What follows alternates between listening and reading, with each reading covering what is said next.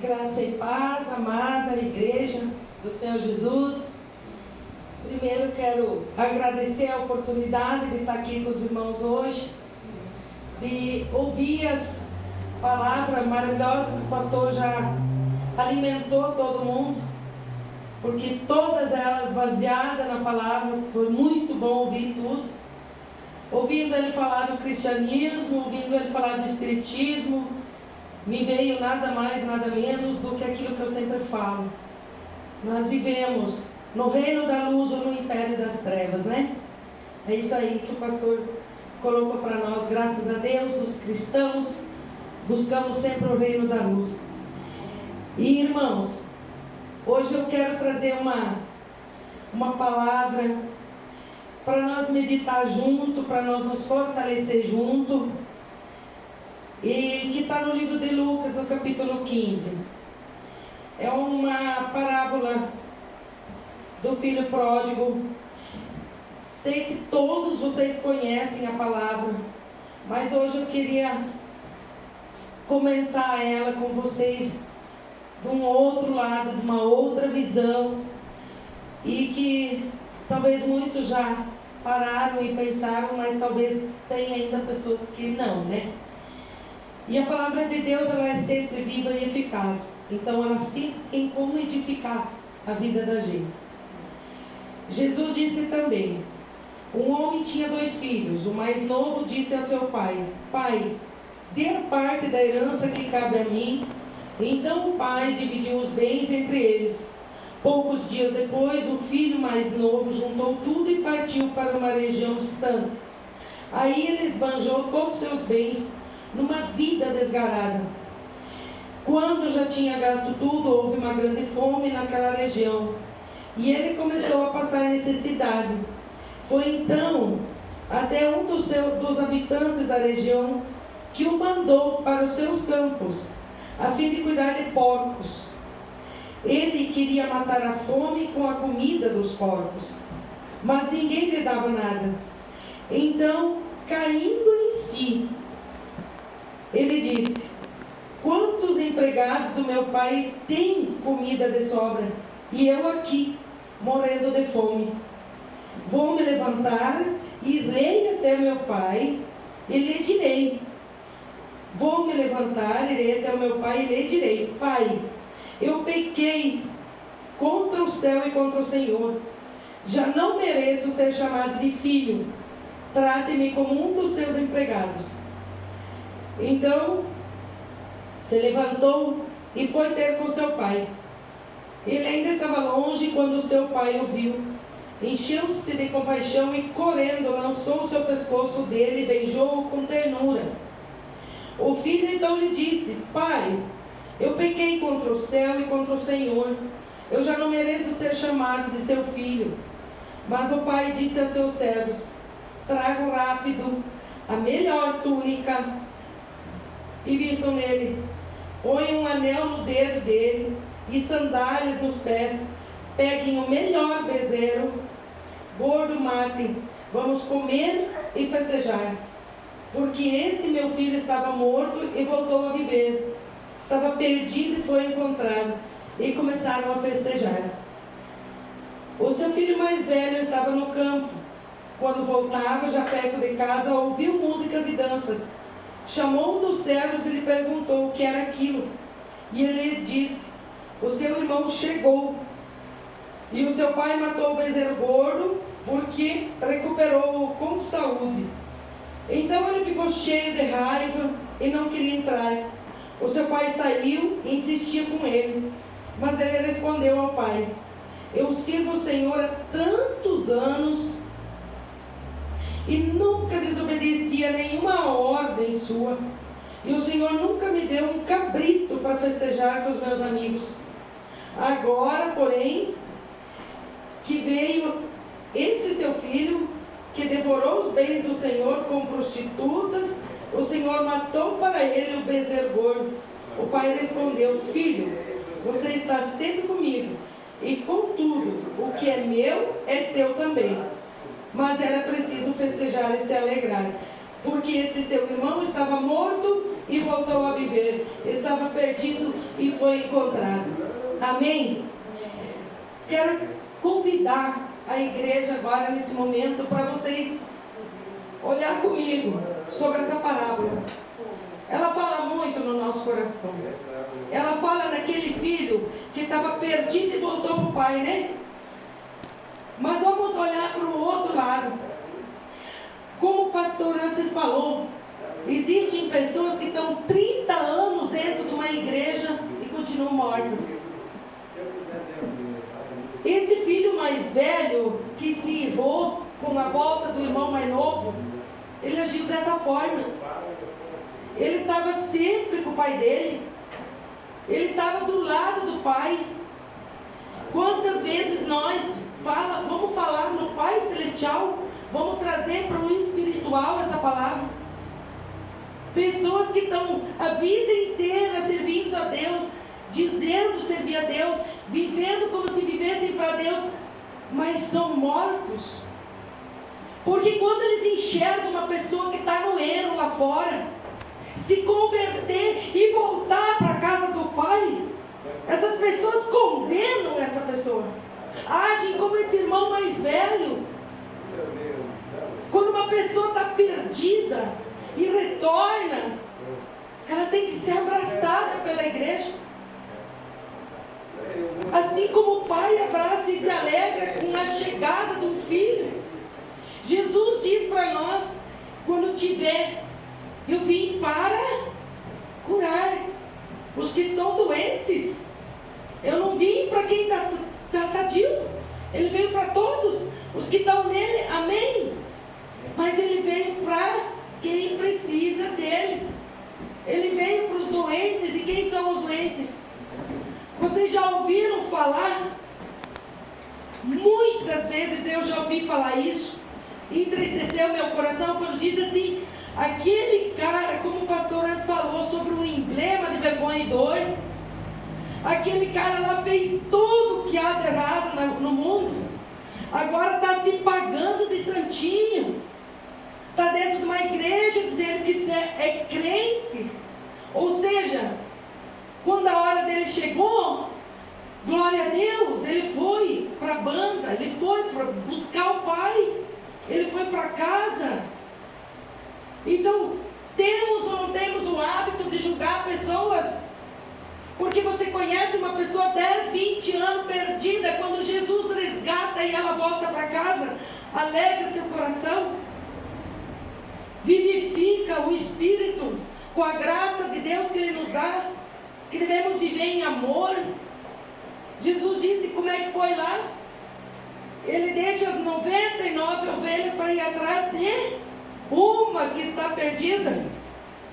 E quem somos eu, vocês, quem somos nós para condenar a atitude de alguém que estava no mundo quando ele está na presença de Deus?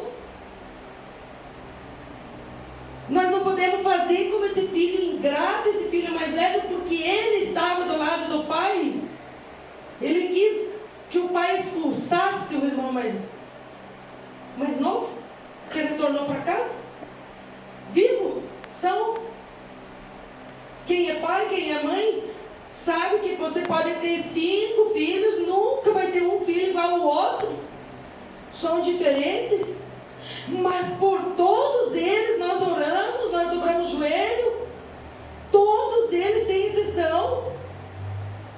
Um pode ter um problema, outro pode ter outro problema, mas todos têm uma cruz. Inclusive eu e vocês, cada um de nós tem uma cruz. A doença que consumia o coração do filho mais velho era inveja. Era no momento, em vez de abraçar o irmão dele correndo, dando graças igual o pai se alegrou, ele quis, se irou. A palavra conta que ele se irou. E quando nós nos iramos, quando nós ficamos com raiva, nós abrimos portas para o inimigo vir e agir na nossa vida. uma vida que deveria ser exemplo. Eu pergunto para os irmãos, nós temos ou não temos o direito de olhar e julgar essas pessoas que se são buscadas da rua para começar a servir a Deus com fidelidade? Pessoas que estão lá, às vezes, implorando uma única palavra, uma oração, um abraço. Eu cansei de ouvir, de dizer assim, a pessoa fez tudo que fez, agora botou uma Bíblia debaixo do braço, diz que é crente e não sai mais de dentro da igreja. Aí eu pergunto para vocês, será que essa pessoa está sendo com o coração puro? Porque o filho mais novo, que havia pego a herança, que gastou tudo com meretrizes, com as coisas do mundo, ele voltou ou não voltou arrependido? Ele voltou tremendamente arrependido, envergonhado, dizendo ao pai que ele não teria mais, não era digno de ser chamado de filho. E o nosso Pai Celestial procura corações assim? Ou corações que dizem, não, eu estava dentro da igreja uma vida inteira e agora não tem valor nenhum? Não. Deus procura coração aquebrantado, arrependido, envergonhado, entristecido, decidido de mudar de vida. Deus procura pessoas que têm compaixão pela situação do próximo. Pessoas que olham para os outros e dizem assim, muito obrigado, Pai, por eu não estar na condição daquele irmão que está aí, mas tira ele do poder do inimigo, tira ele do poder das trevas, interceda pelos inimigos, interceda pelas pessoas que necessitam. Não vamos se acomodar. Se para mim está bom, para os outros tanto faz. Não, o Espírito de Deus, Ele diz que para mim tem que estar bom e para os meus irmãos tem que estar bom. Nós somos membros de um só corpo, que é Jesus. Ele é o cabeça. E o corpo de Cristo, ele tem diversos membros, ele tem, como diz a palavra, nós temos pés, mãos, boca, braços, olhos. O corpo de Cristo, ele é formado com diversos dons entre a igreja. Então não vamos se acomodar, vamos fazer nossa parte, vamos lutar com nós mesmos. Porque muitas vezes a gente olha e julga pessoas sem necessidade. E isso traz algo ruim para nós mesmos. Porque Deus vê nós no íntimo, é Ele que sonda nosso coração. É Ele que vai olhar lá dentro de você e vai dizer assim, minha filha, você deveria estar orando, meu filho, por aquela pessoa. Mas você está sentada numa roda falando de alguém. Testemunhar Cristo, ser exemplo de Cristo, é olhar para o próximo com compaixão, com misericórdia, e lutar muito com nós mesmos, porque os maiores inimigos nossos somos nós mesmos, somos nossos pensamentos, são aquilo que você planta da boca para fora. Por isso que a Bíblia fala para nós, se você amaldiçoar, você vai colher maldição. Se você abençoar, você vai colher bênção. A maior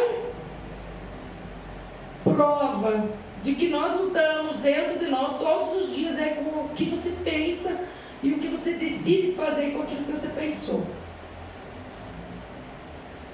Porque as setas inflamadas do inimigo, elas vêm em formas de pensamento. O nosso cérebro, ele é tipo um campo de futebol, onde ele tem dois lados. Um lado do bem e outro do mal. Conforme você recebe a seta, o que tu faz com ela? Se você vai usar de apagar ela ou se você vai usar de alimentar ela. E baseado no que você fizer, vai ter a reação e vai ter a colheita. Segundo o plantio que nós fizermos. A escolha de uma vida digna, uma vida diante de Deus, servindo Ele de todo o nosso coração, de todo o nosso pensamento. Como diz a palavra, renovai-vos de todo o vosso pensamento, de todo o vosso sentimento. Renovar. Renova-se em Cristo. Deixa Ele fazer uma limpeza.